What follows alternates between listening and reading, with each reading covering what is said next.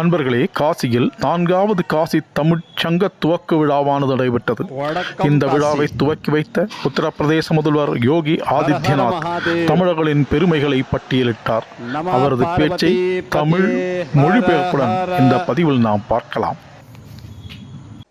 உலகெங்கிலும் அழகானது, மோட்சமளிப்பது, பகவான் சிவனுடைய நகரம் என போற்றப்படுவது ஆனந்த வனம், கல்வி கேள்விகள் அனைத்தின் தலைநகரம் என்று உயர்வாக பேசப்படுவது, முக்தி அளிக்கும் இந்த காசியிலே தமிழ் கார்த்திகை மாதத்தின் இந்த புனிதமான காலத்தில் ஏற்பாடு செய்யப்பட்டிருக்கும் காசி தமிழ் சங்கமத்திலே ராமேஸ்வரத்தின் மண்ணின் மைந்தியர்களான தமிழ் சகோதர சகோதரிகள் அனைவரையும் நான் இதயபூர்வமாக வரவேற்கிறேன்.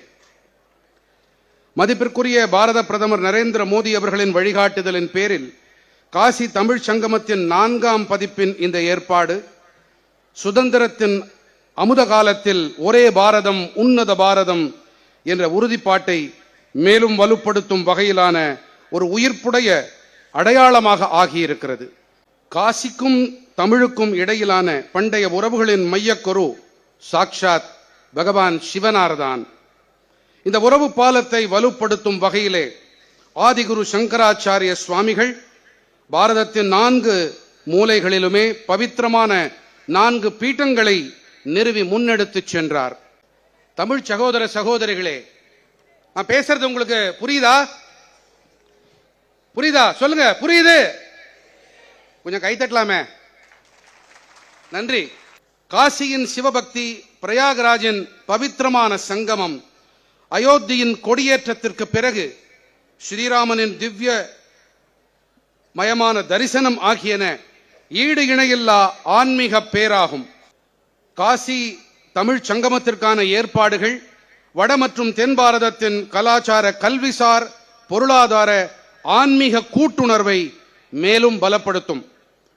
இதே வேளையிலே பாரதத்தின் பிரகாசமான எதிர்காலத்திற்கான புதிய வாயில்களையும் திறக்கச் செய்கின்றது. தமிழ் கலாச்சாரத்திற்கு உயர்வளிக்கும் வகையிலே இந்த முறைக்கான கருப்பொருள் தமிழ் கற்போம், அதாவது வாருங்கள் தமிழ் கற்கலாம் என்பதாகும். இந்த முன்னெடுப்பு மதிப்பிற்குரிய பாரத பிரதமர் நரேந்திர மோடி அவர்களின் வழிகாட்டுதலில் ஞானம், கலாச்சாரம் மற்றும் மொழி வாயிலாக ஒரே பாரதம் உன்னத பாரதத்தின் உறுதிப்பாடுகளுக்கு மேலும் வலு சேர்க்கும். தென்காசி தொடங்கி 2000 கிலோமீட்டருக்கும் மேற்பட்ட தூரத்தை கடந்து இங்கே காசி நோக்கி பயணம் மேற்கொண்டிருக்கிறது ஒரு வாகன பேரணி. பாண்டிய அரசகுலத்தைச் சேர்ந்த அரசன் அதிவீர பராக்கிரம பாண்டியன் வட பாரதத்திற்கு புனித பயணம் மேற்கொண்டதை மீள் நினைவுபடுத்திக் கொள்ளும் வகையிலே இது அமைக்கப்பட்டிருக்கின்றது. சிவாலயமும் தட்சிண காசி எனும் தென்காசி பற்றிய கதையும் கலாச்சார வரலாற்றிலே பொறிக்கப்பட்டிருக்கின்றன. மதிப்பிற்குரிய பிரதமர் நரேந்திர மோடி அவர்களின் வழிகாட்டுதலின் பேரில் நடந்தேறி வரும் இந்த இயக்கமானது ஞானம், சாதனை, கலாச்சார ஒற்றுமை, நமது பகிரப்பட்ட பாரதிய பாரம்பரியம் ஆகியவற்றை புதிய சிகரங்களில் நிலைநிறுத்தும்.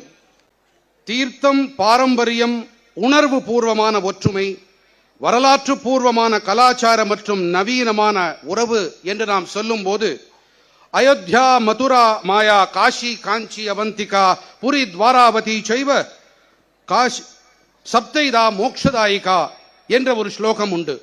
இதன் பொருள் என்னவென்று சொன்னால், இந்த 7 புனித நகரங்களும் மோட்சத்தை ஒரு மனிதனுக்கு அளிக்கக்கூடியவை என்பதுதான்.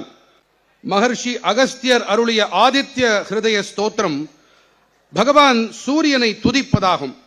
இதை அவர் ராவணனோடு போர் புரியும் முன்பாக பகவான் ஸ்ரீராமனுக்கு உபதேசித்து அருளினார். மகர்ஷி அகஸ்தியர், ஆதிகுரு சங்கராச்சாரியார், புனிதர் திருவள்ளுவர், ராமானுஜாச்சாரியார், சர்வேப்பள்ளி டாக்டர் ராதாகிருஷ்ணன் ஆகியோர் தென்னக மண்ணில் தோன்றி ஒட்டுமொத்த பாரதத்திலும் ஞான தீபத்தை, ஞான ஒளியை ஏற்றினார்கள். நாயன்மார்கள், ஆழ்வார்களின் சைவ வைணவ பக்தி பாரம்பரியங்கள் தமிழ் கலாச்சாரத்தின் ஆன்மீக வளமையை விரித்து பேசுகின்றன. கைலாசம், காசி, சிதம்பரம் ஆகியன ஈடு இணையில்லாத சிவபக்தியின் முத்திரைகள், அடையாளங்கள். நாட்டுக்கோட்டை நகரத்தார் சமூகமானது 2 நூற்றாண்டுகளுக்கும் மேலாக காசி விஸ்வநாதர் ஆலய வழிபாட்டிற்கான வழிபாட்டு பொருட்களை ஏற்பாடு செய்யும் பாரம்பரியத்தை தொடர்ந்து நடத்தி வருகின்றது. திரிவேணி சங்கம நீரால் ராமேஸ்வரத்தின் ஸ்ரீ ராமநாத சுவாமி மற்றும் கோடி தீர்த்த நீரால் காசி விஸ்வநாதரை முழுக்காட்டும் பாரம்பரியம் இப்போது ஒவ்வொரு மாதமும் விதிமுறைப்படி செய்யப்பட்டு வருகின்றது. காசியின் கேதார் படித்துறை, அனுமான் படித்துறை, ஹரிಶ್ಚಂದ್ರ படித்துறை ஆகியவற்றுக்கு அருகே இன்றும் கூட தமிழ் பாரம்பரியம் உயிர்ப்போடு இருப்பதை நம்மால் காண முடியும். ஐஐடி மெட்ராஸ் மற்றும் BHU ஆகிய கல்வி நிறுவனங்களின் இசைவான கல்வி திட்டங்கள் அறிவுசார் மற்றும் தேச ஒற்றுமையின் திசையில் உத்வேகமளிக்கும் முன்னெடுப்புகள்.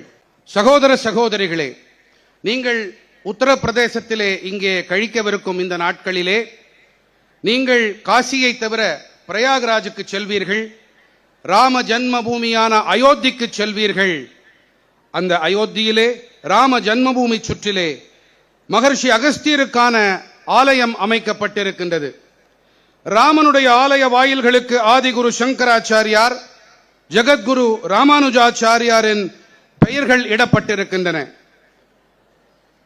தியாகராஜர், புரந்தரதாசர், அருணாச்சல கவிராயர் ஆகியோரின் திருவுருவச் சிலைகள் பிருகஸ்பதி குண்டத்தில் நிறுவப்பட்டிருக்கின்றன. மாண்புமிகு பாரத பிரதமர் நரேந்திர மோடி அவர்கள் தலைமையின் கீழும் அவர்களுடைய தொலைநோக்கு மற்றும் வழிகாட்டுதலின் பேரும் காசி விஸ்வநாதர் புனித தலச்சுற்றின் நிர்மாணம் வாயிலாக பாரதத்தின் கலாச்சார ஆன்மீக நம்பிக்கைகளுக்கு புதிய சக்தி ஊட்டப்பட்டிருக்கின்றது. கடந்த 4 ஆண்டுகளிலே, அதாவது டிசம்பர் மாதம் 2021 முதல் இப்போது வரை 26 கோடிக்கும் அதிகமான பக்தர்கள் தரிசனம் செய்திருக்கின்றார்கள். உத்தரப்பிரதேசத்திற்கு அடுத்தபடியாக அதிக எண்ணிக்கையில் பக்தர்கள் வருகிறார்கள் என்று சொன்னால் அது தென் பாரதத்திலிருந்துதான் வருகை புரிந்திருக்கின்றார்கள். நான் இந்த நேரத்திலே ஒரு விஷயத்தை உங்கள் முன்பாக வெளிப்படுத்த விரும்புகின்றேன், உங்களுக்கு தெரிவிக்க விரும்புகின்றேன்.